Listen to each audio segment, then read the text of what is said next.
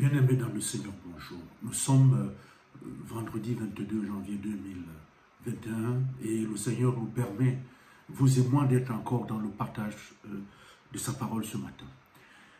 Nous sommes dans le Nouveau Testament, dans l'évangile de Marc, au chapitre 14, le verset 8, qui dit ceci.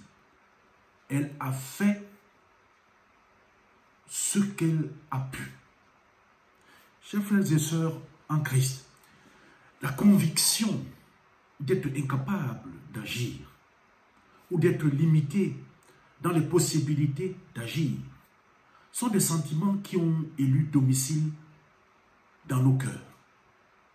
Le texte que nous partageons ce matin interroge ce dispositif qui en chacun de nous se déploie en temps opportun et détermine le témoignage futur de Jésus à l'endroit de chacun de nous.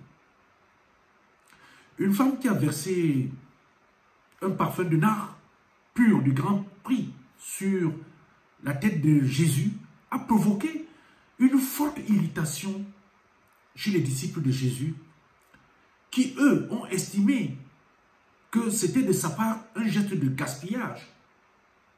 Mais Jésus est intervenu en disant qu'elle a fait ce qu'elle a pu. Ce qu'elle a pu aux yeux de celui qui sait tout et qui voit tout. Si facilement, nous, chrétiens, nous laissons souvent arrêter par la phrase « moi je ne peux pas ». C'est une habitude mentale. Et devant un appel au service, au dévouement, à des responsabilités, on se dérobe toujours en disant « ah, moi je ne peux pas, je ne peux pas ». Mais qu'est-ce que cela signifie dans la bouche d'un chrétien? Je ne peux pas. En premier lieu, bien-aimé dans le Seigneur, je ne peux pas est déjà quelque chose d'incompatible pour quelqu'un qui est en présence et en communion avec le Seigneur, qui est avec le Seigneur. Cela prouve qu'on est avec le Seigneur, on est à côté, mais on est éloigné. La deuxième chose, c'est que je ne peux pas exprimer une habitude déjà, donc, c'est-à-dire qu'on dit que l'habitude est une seconde nature. Ah, je ne peux pas. On dit, je ne peux pas. C'est comme les enfants. Non. Non. À chaque chose, non. Ça devient une seconde habitude. Alors, ça veut dire que celui qui le dit ne vit pas la parole de Dieu. Mais tout en s'imaginant être sur le chemin de la foi. Alors, troisièmement, dire je ne peux pas, c'est une phrase qui est dite sans réflexion. C'est une phrase sans réflexion. Ça veut dire que c'est des gens qui réagissent en parlant comme ça.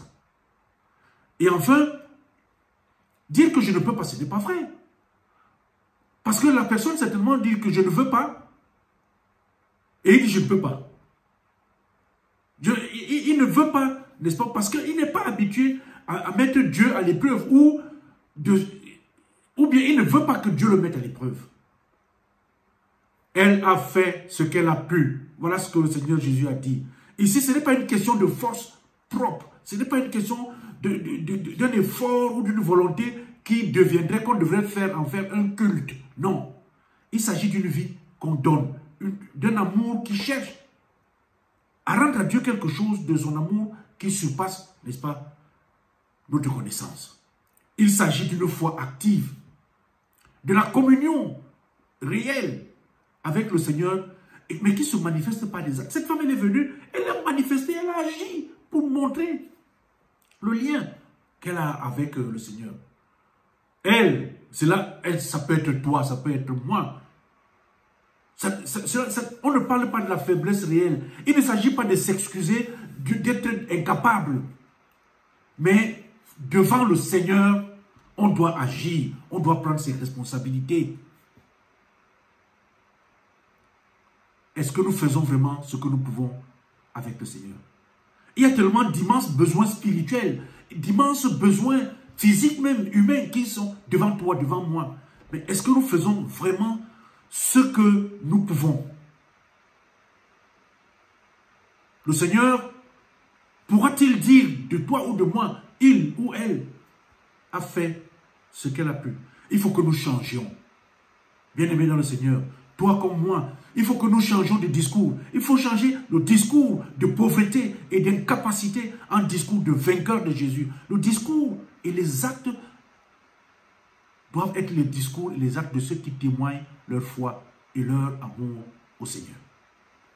Le thème de notre partage de ce matin est le suivant.